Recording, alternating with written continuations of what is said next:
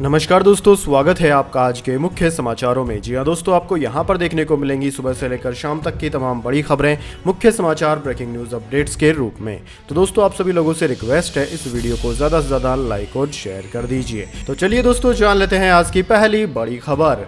महाराष्ट्र में शिंदे कैबिनेट में विभागों का हुआ बंटवारा, फडणवीस को गृह और वित्त मंत्रालय, सीएम ने शहरी विकास विभाग अपने नाम रखा। जी हां दोस्तों, महाराष्ट्र के मुख्यमंत्री एकनाथ शिंदे ने कैबिनेट में विभागों का बंटवारा कर दिया है। अब मुख्यमंत्री देवेंद्र फडणवीस को गृह और वित्त विभाग दिया गया है, वहीं शहरी विकास विभाग मुख्यमंत्री शिंदे ने अपने पास रखा है। दोस्तों, महाराष्ट्र में एकनाथ शिंदे के मुख्यमंत्री बनने के 39 दिन बाद मंत्रिमंडल का विकास हुआ और 18 विधायकों को मंत्री पद की शपथ दिलाई गई।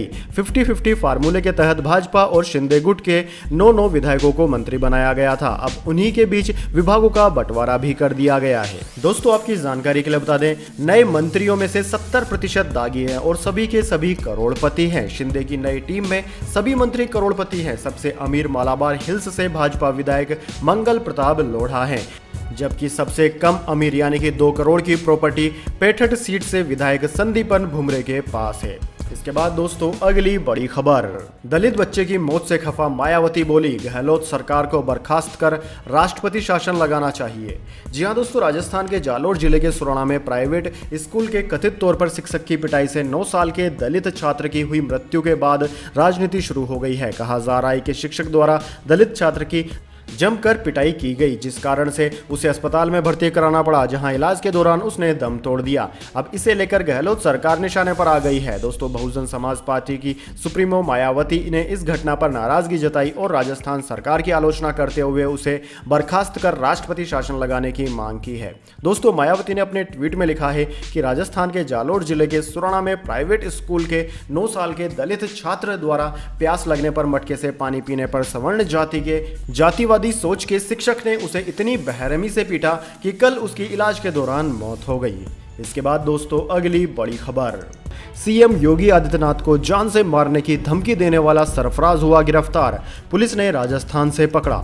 जी हां दोस्तों, मुख्यमंत्री योगी आदित्यनाथ को जान से मारने की धमकी देने वाले शख्स को यूपी पुलिस ने गिरफ्तार कर लिया है। लखनऊ के साइबर सेल ने राजस्थान के भरतपुर से आरोपी सरफराज को गिरफ्तार कर लिया। आरोपी की सरफराज ने ही डायल 112 के व्हाट्सएप पर सीएम योगी को मारने की धमकी वाला मैसेज डाला था। इस मामले में 2 अगस्त को केस दर्ज किया गया था और तभी से पुलिस मामले की जांच में जुटी हुई है। दोस्तों, केस दर्ज होने के बाद से साइबर टीम सरफराज की तलाश में थी। साइबर टीम ने राजस्थान के भरतपुर से सरफराज को गिरफ्तार कर लिया और उसे लखनऊ लेकर आई। लखनऊ पुलिस अब सरफराज से पूछताछ कर रही है। इसके बाद दोस्तों, अगली बड़ी खबर। अलविदा राकेश झुंझुनवाला, कार्डिक अरेस्ट से हुआ निधन। शेयर मार्केट में इन्वेस्टमेंट से 37 साल में 46,000 करोड़ का एम्पायर खड़ा किया था। जी हाँ दोस्तों, इंडियन शेयर मार्केट के बिग बुल राकेश झुंझुनवाला का रविवार को 62 साल की उम्र में निधन हो गया। सुबह 6:45 पर उन्होंने अंतिम सांस ली। मुंबई के ब्रीच कैंडी अस्पताल पहुंचने पर अथॉरिटीज ने झुंझुनवाला को मृत घोषित किया। अस्पताल के डॉक्टर प्रतीत समदानी ने बताया कि झुंझुनवाला की मौत कार्डिक अरेस्ट से हुई है। वह क्रोनिक किडनी डिजीज से पीड़ित थे और क्रोनिक डायलिसिस पर थे। वह अच्छा रेस्पॉन्स दे रहे थे। उन्होंने बताया कि झुंझुनवाला को डायबिटीज भी थी और हाल ही में उनकी एंजियोप्लास्टी भी हुई थी। किडनी संबंधी समस्याओं के इलाज के बाद कुछ हफ्ते पहले उन्हें इसी अस्पताल से छुट्टी दी गई थी। झुंझुनवाला के भाई के दुबई से आने के बाद रात 10:30 बजे उनका अंतिम संस्कार कर दिया गया। दोस्तों, राकेश झुंझुनवाला ने 1985 में 5,000 रुपए से कारोबार की शुरुआत की थी।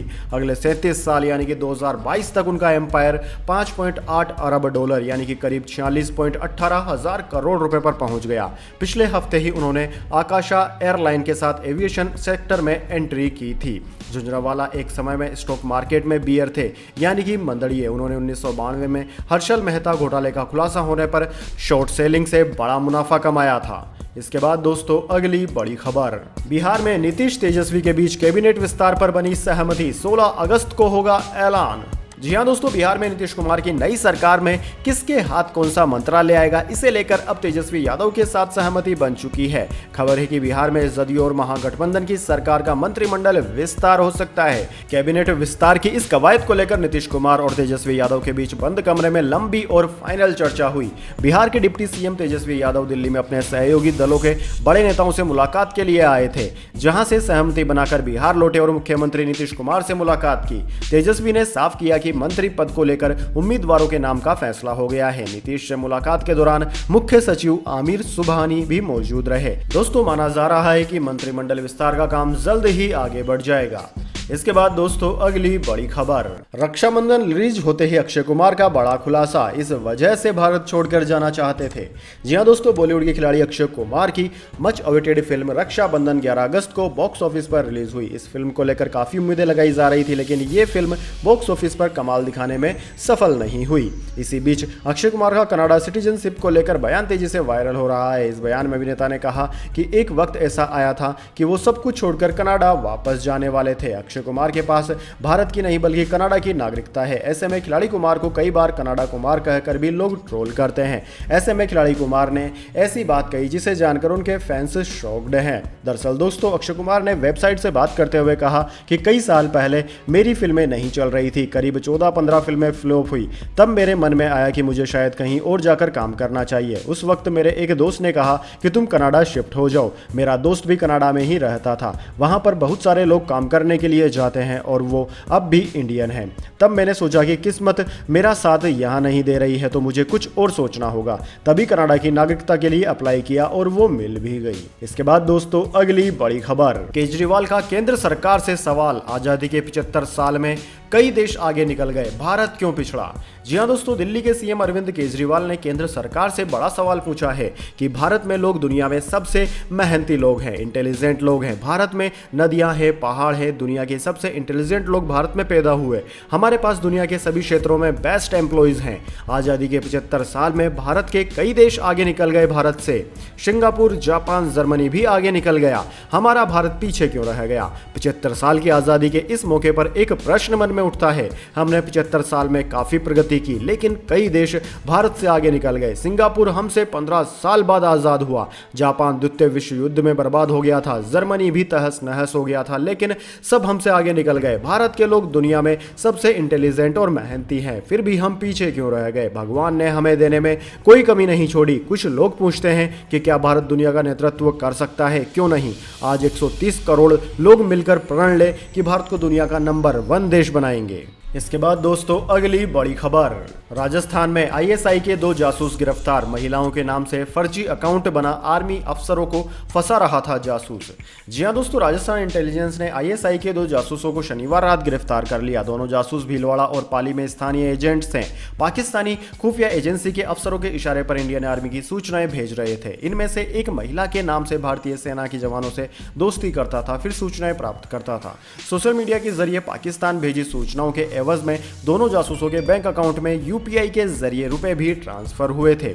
दोस्तों, डीजी इंटेलिजेंस उमेश मिश्रा ने बताया कि राजस्थान सीआईडी इंटेलिजेंस पाकिस्तानी खुफिया एजेंसी की ओर से राजस्थान में की जाने वाली जासूसी गतिविधियों पर निगरानी रख रही है। इसे ऑपरेशन सरहद नाम दिया गया है। ऑपरेशन सरहद के तहत साल 2022 में अभी तक 6 प्रकरण दर्ज कर जासूसों को पकड़ा गया है। इंटेलिजेंस इनपुट के आधार पर भीलवाड़ा के बेमाली निवासी नारायण लाल गाडरी 27 को, भीलवाड़ा और विराटनगर जयपुर के गांव सूरजपुरा निवासी कुलदीप सिंह शेखावत 24 को जैतारण पाली से गिरफ्तार कर लिया। आरोपी कुलदीप सिंह शेखावत जैतारण पाली में आनंदपुर कालू शराब दुकान पर सेल्समैन है। दोनों के सोशल मीडिया अकाउंट्स के जरिए पाकिस्तानी खुफिया एजेंसी से निरंतर कांटेक्ट होने की जानकारी इंटेलिजेंस को मिली थी।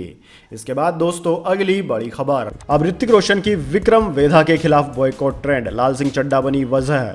जी हां दोस्तों, बॉलीवुड फिल्मों के बाइकआउट का चलन जोरों पर है। आए दिन किसी ना किसी फिल्म को एक्टर्स के खिलाफ बॉयकॉट ट्रेंड चलाया जाता है। ऐसे में एक चर्चा यह भी चल पड़ी है कि क्या इस कैंसिल कल्चर से बॉलीवुड को नुकसान पहुंच रहा है। किसी भी फिल्म के साथ करीब 200 से 300 लोग जुड़े होते हैं। ऐसे में फिल्म के खराब प्रदर्शन का सभी पर असर पड़ता है। लाल सिंह चड्ढा का जो भी कलाकार सपोर्ट कर रहे हैं, उन्हें और उनकी आने वाली फिल्मों को लेकर बाइकआउट ट्रेंड चलाया जा रहा है। अब ऋतिक रोशन स्टारर विक्रम वेधा के साथ भी कुछ ऐसा ही हो रहा है। दरअसल दोस्तों, ऋतिक रोशन ने शनिवार को थिएटर में जाकर लाल सिंह चड्ढा देखी। उन्होंने आमिर खान की फिल्म के सपोर्ट में ट्वीट किया और सभी से फिल्म देखने की गुजारिश की। ऋतिक का ये ट्वीट अब उन पर भारी पड़ता दिख रहा है। सोशल मीडिया पर कई यूजर्स ने उनकी आने वाली फिल्म विक्रम वेधा के बाइकआउट की बात कही। विक्रम वेधा में सैफ अली खान भी है, जो कि पहले से ही यूजर्स के निशाने पर हैं। इसके बाद दोस्तों अगली बड़ी खबर, चेन्नई एयरपोर्ट पर बैग में मिले दुर्लभ प्रजाति के बंदर, सांप और कछुए। बैंकॉक से आया यात्री हुआ अरेस्ट।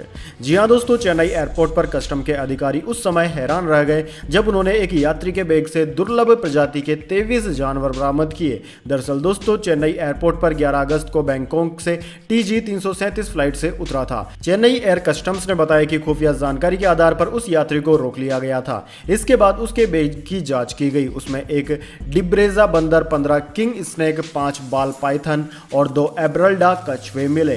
जानकारी के मुताबिक जीवित जानवरों को अवैध रूप से आयात किया जाता था, इसलिए उन्हें पशु संगरोध और प्रमाणन सेवा की सलाह पर थाई एयरवेज के जरिए मूल देश में भेज दिया गया। वहीं यात्रियों को गिरफ्तार कर मामले की जांच की जा रही है। इसके बाद दोस्तों अगली बड़ी खबर,